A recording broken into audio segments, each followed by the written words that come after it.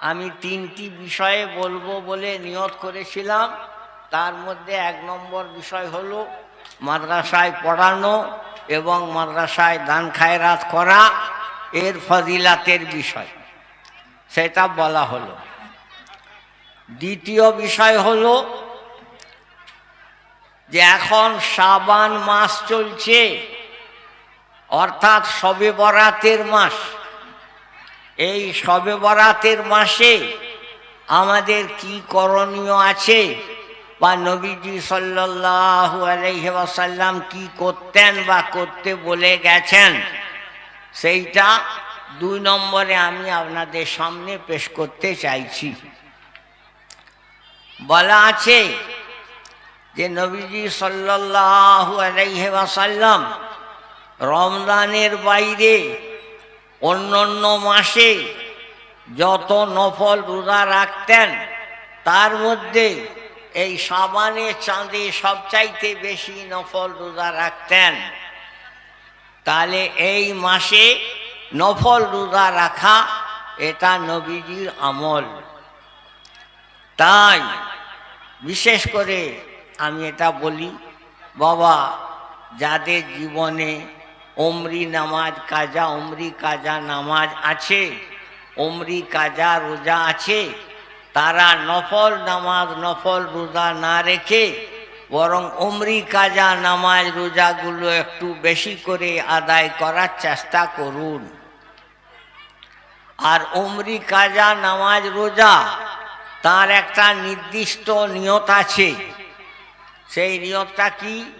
আল্লাহ আমার জীবনে যত ওয়াক্ত নামাজ কাজা আছে ফজরের, তার মধ্যে যেটা প্রথম ফজর ওয়াক্ত কাজা নামাজ, সেইটা আদায় করবার নিয়ত করলাম। আল্লাহু আকবার। 2 রাকাত পড়লেন, জীবনের একদিনের ফজর ওয়াক্তের নামাজের কাজা আদায় হয়ে গেল। সুন্নত নফলের কাজা আদায় করতে হয় না, কিন্তু বেতেরের কাজা আদায় করতে হয়। তাই দিন রাত 24 ঘন্টায় 6 ওয়াক্ত নামাজের কাজা আদায় করতে হবে বেতের সহ। আর রোজার কাজা বিশেষ করে মা বোনেরা, তাদের যেহেতু হায়েজ আসার ব্যাপার আছে, তাই অনেক হায়েজ অবস্থায় তাদের তো রোজা রাখা চলেনি, আর নামাজ পড়াও চলেনি। নামাজটা কিন্তু মাফ, কিন্তু রোজার কাজাটা করতে হবে। আমার পাড়াপড়শি একটি মেয়ে ছেলে এসে আমাকে জিজ্ঞেস করলো, এর আগের বার যেদিন বাড়ি এসেছিলাম, বললে নানা, বলে সে আমাকে, নানা 27শে রজব শবে মেরাজ রোজা রাখতে একজন বক্তা বলে গেল, তাই রোজার নিয়ত করেছি। দেখো বোন, হাদিসে কিন্তু শবে মেরাজের রোজা বলে কিছু নাই। বলে তাহলে সেহরি করেছি, এখন পর্যন্ত উপসে আছি, তাহলে কি এটা বেকার যাবে? না, বেকার যাবেনি। তোমার জীবনে অনেক রোজা কাজা আছে, যে ফরজ রোজাগুলো তোমরা মাসিকের কারণে রাখতে পারোনি, কাজাগুলো এখনো সব আদায় করা হয়নি। তাহলে সেই কাজা রোজা একটা নিয়ত করে নাও যে আমার জীবনে যত কাজা রোজা আছে, তার মধ্যে প্রথম কাজা রোজাটা রাখবার নিয়ত করলাম। তেমনি এই শাবানের চাঁদে একটি রাত আছে, তার নাম হলো, হাদিসে তার নাম হলো লাইলাতুন নিসফে মিন শাবান, শাবান মাসের মধ্যম তারিখের রাত। আর মধ্যম তারিখের রাত কোনটা হবে? 15 তারিখ দিনগত রাত, সেটাকেই শবে বরাত বলে। বরাত শব্দটা হচ্ছে আরবি। আমরা সচরাচর বাংলায় মনে করি বরাত মানে ভাগ্য, যা আছে বরাতে তাই হবে, কিন্তু বরাতের আসল আরবি মানে হলো মুক্তি। তাহলে লাইলাতুল বারাত বা শবে বরাত, তার মানে মুক্তি রজনী। এই মুক্তি রজনী নামটা কেন দেওয়া হয়েছে? এই চাঁদের 15 তারিখের রাতটাকে মেশকাত শরীফেও আছে এবং তিরমিজি শরীফেও আছে। হযরত নবীজি সাল্লাল্লাহু আলাইহি ওয়াসাল্লামের 9 জন বিবি সাহেবা ছিলেন। এটা আমাদের নবীজি সাল্লাল্লাহু আলাইহি ওয়াসাল্লামের জন্য স্পেশাল পারমিশন। অন্য উম্মতের জন্য 4-এর অধিক বিবি রাখার অনুমতি নাই। এবারে নবীজি সাল্লাল্লাহু আলাইহি ওয়াসাল্লাম 9 জন বিবি, এক এক বিবির কাছে এক এক রাত কাটাতেন। এইবার হযরত আয়েশা রাদিয়াল্লাহু আনহা তিনি বলছেন যে রাতে আমার কাছে ছিলেন। একদিন আমি রাত্রে, আর তখন তো অন্ধকারে ডিম লাইট জ্বালিয়ে রাখা, জিরো বাতি জ্বালিয়ে রাখা সিস্টেম ছিল নি, তখন ঘরে তেল দিয়ে বাতি জ্বালানো হতো। আর সে তেল, অত বেশি তেল পোড়ানোর ক্ষমতা তাদের ছিল নি, তাই অন্ধকার। বলছেন অন্ধকারে আমি, নবীজি আমার পাশে শুয়েছিলেন, হাতড়ে হাতড়ে দেখছি কই নবীজিকে তো দেখতে পাচ্ছি না। তাহলে কোথায় গেলেন ভাবছেন, তাহলে আমার তো আরো 8টা সতীন বিবি আছে, তাহলে নিশ্চয় অন্য কোনো বিবির কাছে চলে গেছেন। প্রত্যেক বিবির কামরার সামনে গিয়ে দেখছেন যে নবীজি থাকলে উনার জুতো থাকতো, তাহলে জুতো যখন নাই তাহলে নবীজি এই বিবির ঘরে নাই। তখন তিনি ভাবলেন দেখি মসজিদে আছেন না। নবীজির বিবিদের কামরা আর মসজিদ একসঙ্গে লাগালাগি ছিল, তাহলে দেখি নবীজি মসজিদে নামাজ পড়ছেন না। গিয়ে দেখছেন না, মসজিদেও তো নাই। তখন ভাবলেন মদিনা শরীফের মসজিদের থেকে কবরস্থান বেশি দূরে নয়, তার নাম হলো বাকি, জান্নাতুল বাকি। বাকি মানে হলো ভূখণ্ড, আর গারকাদ বলে এক প্রকার গাছ ওইখানে ছিল, তাই ওকে বলা হতো বাকিউল গারকাদ। এখন কিন্তু আর গারকাদ শব্দটা তার সঙ্গে যুক্ত নাই, এখন নাম হয়ে গেছে জান্নাতুল বাকি। ভাবলেন তাহলে মনে হয় কবরস্থানবাসীদের জন্য দোয়া করতে নবীজি গেছেন। এই ভেবে উনি কিন্তু একাই কবরস্থান চলে গেছেন। আমি মোবাইলটা বন্ধ করতে ভুলে গেছিলাম, তাই দেখছি কেউ ফোন করে বসেছে। যাই হোক, এবারে গিয়ে দেখছেন নবীজি মুর্দাদের জন্য দোয়া খায়ের করছেন। নবীজি আয়েশা খুঁজে খুঁজে এখানে এসে গেছে দেখে আয়েশাকে বললেন, আয়েশা তুমি কি ভেবে আমার কাছে খুঁজে খুঁজে বেড়াচ্ছ? তো বলছেন আমি মনে করলাম আপনি বোধহয় অন্য বিবির কাছে চলে গেছেন। নবীজি যা বললেন তার সারমর্ম এইটা যে আজকে তোমার কাছে আমার রাত কাটানোর বাড়ি, তাহলে তোমার কাছে রাত না কাটিয়ে অন্য বিবির কাছে গেলে তাহলে তোমার উপর তো বেইনসাফি করা হবে। আল্লাহ আমাকে বেইনসাফি করতে দিবেননি, তাই ওই ভয় কোনোদিন করোনি। আর জানো কেন আমি আজকে মুর্দাদের এই কাছে দোয়া খায়ের করতে এসেছি? এটা কি জানো? আজকের রাতটা হচ্ছে শবে বরাতের রাত, অর্থাৎ লাইলাতুন নিসফে মিন শাবান। এই রাতে আল্লাহ তাআলা কবিলা বনি কলব, মানে ওদেরই সবচাইতে বেশি বকরি চাষ ছিল, তাই বলছেন ওদের যত বকরি, তাদের গায়ে যত চুল, তত সংখ্যায় গুনাহগারদের মাফি দিবেন আজকের রাতে। সেই জন্য আমি আজকের রাতে এখানে দোয়া করতে এসেছি। তাহলে বোঝা গেল সব রাতে কবর জিয়ারত করা নবীজি করেছেন এবং আমাদেরও করা উচিত। কিন্তু নবীজি তো একা একা গেছেন, তা আমাদেরও একা একা যাওয়া উচিত। কিন্তু আমাদের মনে তো আর ততটা ভরসা নাই, কবরস্থানে একা যেতে ভয় লাগে, তাই একা না গিয়ে 2-4 জন যান। কিন্তু একবারে পুরো মসজিদে এশার নামাজ পড়ে সমস্ত লোক মিলে হারকিন লাইট জ্বেলে কবর জিয়ারত করে করে বেড়াচ্ছি, এটার কিন্তু হাদিস দলিল সম্মত কাজ নয়। আমার বাড়ি কেষ্টপুর, আপনারা জানেন। কেষ্টপুরের কিছু ছেলে তারা সব রাতে এই কবরস্থান ও কবরস্থান ওই কবরস্থান জিয়ারত করে বলে চলো তাহলে ফুরফুরা শরীফের কবরস্থান জিয়ারত করতে যায়। আজকাল 4 চাকাও খুব সহজলভ্য। গিয়ে দেখছেন বলে পুরো ফুরফুরা শরীফ তো ঘুমিয়ে আছে। তার মানে যার যার নফল নামাজ পড়ার কথা সে তো ঘরে ঘরে পড়ছে। তারা তো আর জেগে জেগে রাস্তায় ঘুরে ঘুরে বেরিয়ে কবর জিয়ারত করে করে বেড়াবেনি। তাই তারা ফিরে এসে বললেন, আমরা তো ফুরফুরায় গিয়ে দেখলাম বাবু, সব রাত আমরা যেভাবে পালন করছি এভাবে তো ফুরফুরায় পালন করা হচ্ছে না। তেমনই সব রাতে ঘরে দেওয়ালে আঙ্গিনায় মোমবাতি জেলে দেওয়া হয় বা হতো। আগেকার দিনে হতো, আমরা ছেলেবেলায় দেখেছি। এখন একটু শিক্ষার প্রসার হওয়ার ফলে মনে হয় সেটা আর হয়নি।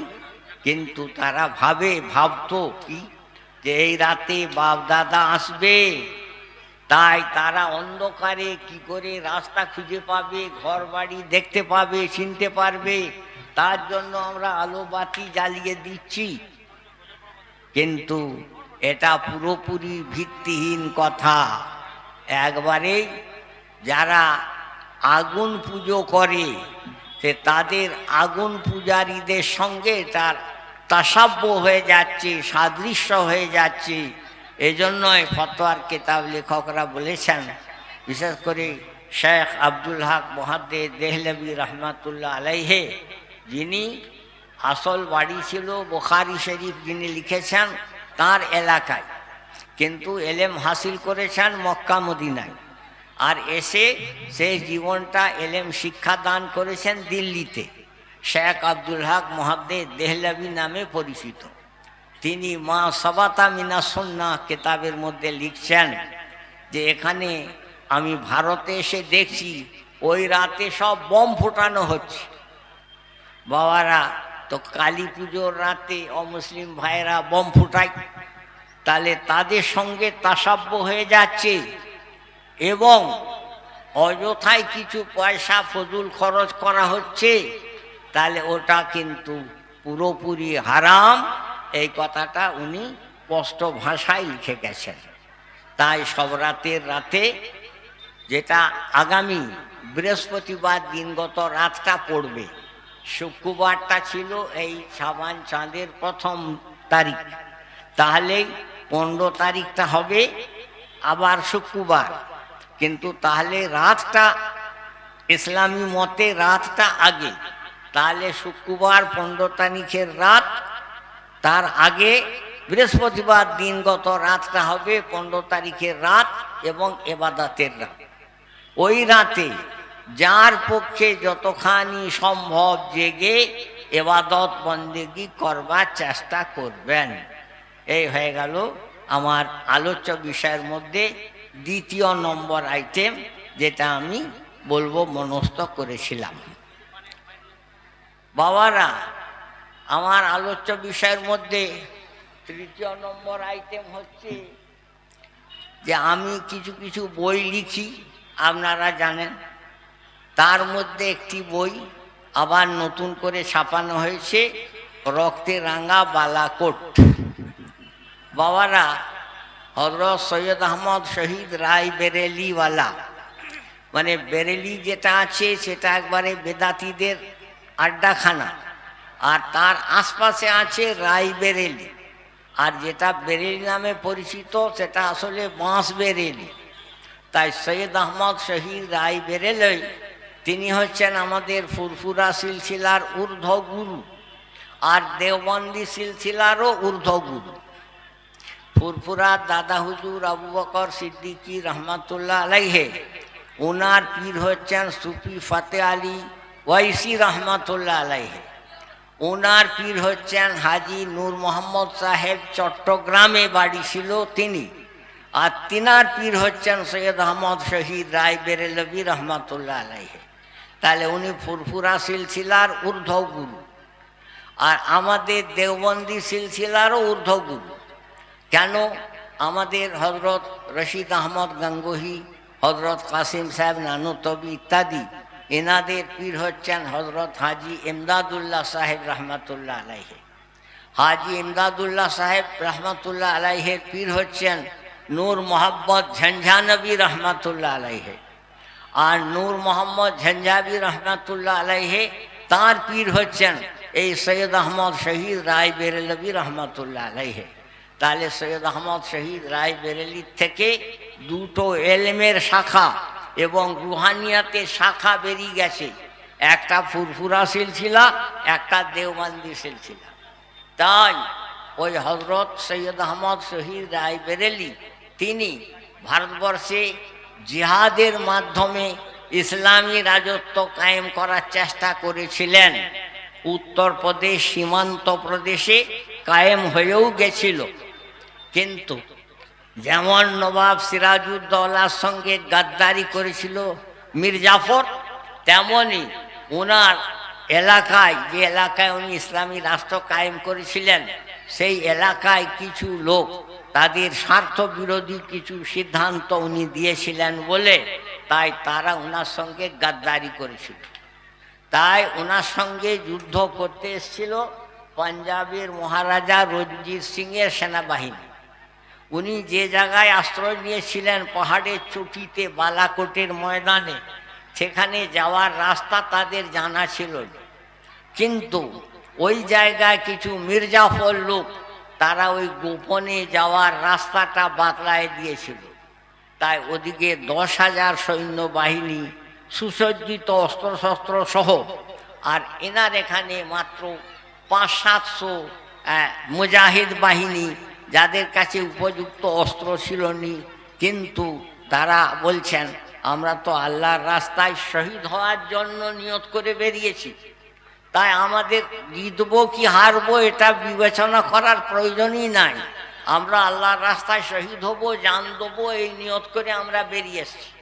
তাহলে সেই নিয়তে তারা বালাকোটের ময়দানে যুদ্ধ করেছিলেন এবং শহীদ হয়ে গিয়েছিলেন।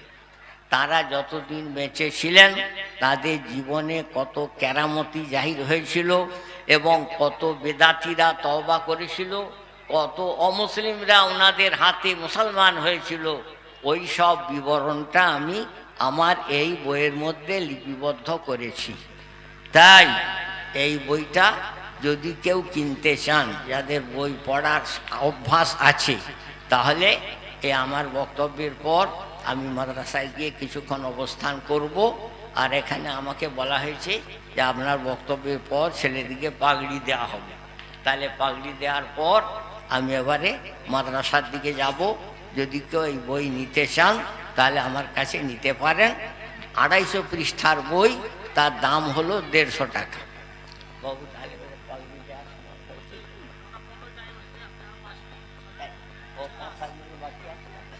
ও আচ্ছা আচ্ছা বাবারা, আল্লাহর রাস্তায় জান দেওয়ার আগ্রহ সাহাবীদের মধ্যে কেমন ছিল, আর সেই আগ্রহটা এই শহীদ রায় বেরেলভী রহমতুল্লাহ আলাইহের মধ্যেও এসে গেছিল। তাই শায়েখ জাকারিয়া সাহেব রহমতুল্লাহ আলাইহে হেকায়তে সাহাবা কিতাবের মধ্যে আল্লাহ কে রাস্তে মে জান দেনে কা শৌক এরকম একটা অধ্যায় রেখেছেন। সেই অধ্যায়ের মধ্যে নকল করেছেন, বলে ওহদের যুদ্ধের আগের দিন রাত্রে সাহাবীরা একে অপরের সঙ্গে বলছেন, হযরত সাদ ইবনে আবি ওয়াক্কাস তিনি বললেন, তিনি আশারায়ে মুবাশশারার মধ্যে একজন, 10 জন বেঁচে থাকা অবস্থায় যাদেরকে বেহেশতে যাওয়ার সুসংবাদ নাম ধরে ধরে নবীজি দিয়েছেন তাদেরকে বলা হয় আশারায়ে মুবাশশারা। তার মধ্যে হযরত সাদ ইবনে আবি ওয়াক্কাসও একজন। সাদ ইবনে আবি ওয়াক্কাস বলছেন, ও ভাই আব্দুল্লাহ বিন জাহাশ, দ্বিতীয় সাহাবীর নাম আব্দুল্লাহ বিন জাহাশ, এসো আমি দোয়া করব, তুমি আমিন বলবে, আর তুমি দোয়া করবে, আমি আমিন বলবো। তাহলে একজন দোয়া করে আর একজন আমিন বলে, বলছেন এতে দোয়া কবুল হওয়াটা বেশি সম্ভব। তো বলছেন তাই হোক ভাই। হযরত সাদ ইবনে আবি ওয়াক্কাস দোয়া করলেন, আল্লাহ কাল যেন বড় বীর যোদ্ধার সঙ্গে আমার মোকাবিলা হয়, সেও যেন আমার উপর খুব জোরালো হামলা চালায়, আর আমিও যেন তার উপর খুব জোরালো হামলা চালাই, তারপর আমি আপনার সেই শত্রুকে আমি যেন মেরে খতম করে দিতে পারি। আর ইসলামের নিয়ম ছিল মান কাতালা কাতিলান সালাহু সালাবহু, যে কোনো শত্রুকে হত্যা করতে পারবে ইসলামী জেহাদে, তাহলে তার শরীরে সোনা রূপা আংটি ইত্যাদি যা কিছু থাক সবটাই তাকে বকশিশ দেওয়া হবে। তাই তিনি বলছেন আমি যেন ওর শরীরের সমস্ত যা কিছু গহনাপত্র থাকবে সবই যেন আমি পেয়ে যাই। তিনি আমিন বললেন। দ্বিতীয় সাহাবী আব্দুল্লাহ বিন জাহাশ বলছেন আল্লাহ পাক কাল এক বীর যোদ্ধার সঙ্গে আমার মোকাবিলা হোক এবং সে যেন আমার উপর খুব জোরালো হামলা করে আর আমিও তার উপর খুব জোরালো হামলা করি, তারপর সে যেন আমাকে মেরে ফেলে। মানে আপনার রাস্তায় আমি জানের কোরবানিটা দিতে পারলাম, এই দোয়াটা আগের থেকে করছেন যেন আমি আপনার রাস্তায় নিজের জানের কোরবানিটা পেশ করতে পারি। এবং শুধু যে জানের কোরবানি তা নয়, যেন সে আমাকে মেরে ফেলার পর আমার নাকটাও কেটে নিয়ে যায়, কানটাও কেটে নিয়ে যায়। আর কিয়ামতের দিনে আমি যখন আপনার দরবারে হাজির হব, আপনি বলবেন আব্দুল্লাহ তোমার নাক কান কাটা হলো কেন বাবু? আমি তখন বলবো আল্লাহ পাক আপনার জন্য জানের কোরবানি দিয়েছি আর নাক কান কাটা অবস্থায় আপনার দরবারে হাজির হয়েছি। তাহলে কীরকম জান আল্লাহর রাস্তায় জানের কোরবানি দেওয়ার জন্য তারা আগ্রহী ছিলেন। আজ আমরা জান দেওয়া তো দূরের কথা, মাল দিতেও তৈরি হইনি, বুঝেছেন? সেই জন্য তবু আল্লাহর বান্দারা কিছু কিছু মাল আল্লাহর রাস্তায় খরচ করতে অভ্যস্ত হয়েছেন। তাঁদেরই দেওয়া সাহায্য সহযোগিতায় এই মাদ্রাসাগুলি চলছে। তাই ওই যারা আল্লাহর রাস্তায় জান দিয়েছেন তাদের জজবাটা কীরকম ছিল, এখলাসটা কীরকম ছিল। ওই বালাকোটে যুদ্ধক্ষেত্রে একজন লড়াইয়ের আগে বলছেন একটু পানি লাগছে গো, পেয়াস লাগছে, একটু পানি খাই। তারপরে বলছেন না না না না না আর পানি খাবো নি, ওই তো আমি দেখতে পাচ্ছি আসমানের কিনারায় হুর পরি বেহেশতের নারীরা আর সারাবান তহুরা হাতে নিয়ে বলছেন দুনিয়ার পানি আর খেওনি, আমাদের কাছে তাড়াতাড়ি চলে এসো, আমরা তোমাদেরকে বেহেশতের সারাবান তহুরা পান করানোর জন্য তৈরি আছি। তো এইরকম অবস্থাটা আগেকার সাহাবীদের ছিল এবং সাহাবীদেরই নমুনা এই বালাকোটের সৈয়দ আহমদ শহীদ রায়বেরেলভী এবং ইসমাইল শহীদ রায়বেরেলভী রহমতুল্লাহ আলাইহে, তাঁদেরই জীবনীটা আমি এখানে লিখেছি এবং কত রকমের বেদাত তারা উৎখাত করে গেছেন সেই বিবরণটাও লিখেছি। যারা বই পড়তে অভ্যস্ত তাহলে তাদের পক্ষে পড়ে দেখা উচিত যে আমাদের বড়রা কীভাবে কারনামাটা রেখে গেছেন। আল্লাহ পাক আপনাদিকে আমাদিকে যেন তাদের সত্যিকার পদাঙ্ক অনুসরণ করার মতো তৌফিক দান করেন। আমিন সুম্মা আমিন। ভাই সকল, এবারে বোধহয় ছেলেদিকে পাগড়ি দেওয়ার সময় হয়ে আসছে, তাহলে ভাই পাগড়ি দেওয়ার অনুষ্ঠান এবারে শুরু করো। আসসালামু আলাইকুম ওয়া রাহমাতুল্লাহি ওয়া বারাকাতুহু। ওয়া আলাইকুম আসসালাম ওয়া রাহমাতুল্লাহ। গ্রামবাসী ভাইরা এবং যে সমস্ত ভাইরা দোকানে বা রাস্তায় আছেন, মাইকের আওয়াজ শুনতে পাচ্ছেন, সকলেই প্যান্ডেলের মধ্যে হাজির হয়ে যান। আমাদের এখনই দস্তরবন্দি কাজ শুরু হয়ে যাবে ইনশাআল্লাহ, যার জন্য আমরা অপেক্ষায় আছি। আমাদের যে হ্যান্ডবিলে আপনারা দেখেছেন হাফিজে কোরআনদের মাথায় আজকে ইনশাআল্লাহ পাগড়ি দেওয়া হবে। অতএব আপনারা সকলেই প্যান্ডেলে চলে আসুন। আমাদের আবেদন, যে সমস্ত ছাত্রদের পাগড়ি হচ্ছে তাদের গার্জেন, আপনারা স্টেজে আসবেন। দ্বিতীয়, যে সমস্ত আলিম ওলামা হাফিজে কোরআন মুফতি সাহেব, আপনারা সকলেই স্টেজে আসবেন। আপনাদেরকে বিশেষ করে অনুরোধ করা হচ্ছে আপনারা আলিম উলামারা স্টেজের মধ্যে হাজির হবেন। যে সমস্ত ভাইয়েরা আপনারা মাইকের আওয়াজ শুনতে পাচ্ছেন, আপনারা সকলেই প্যান্ডেলে উপস্থিত হয়ে যান, পাগড়ির কাজ শুরু হবে। আমাদের বক্তা জনাব হযরত মাওলানা কারি ইদ্রিস সাহেব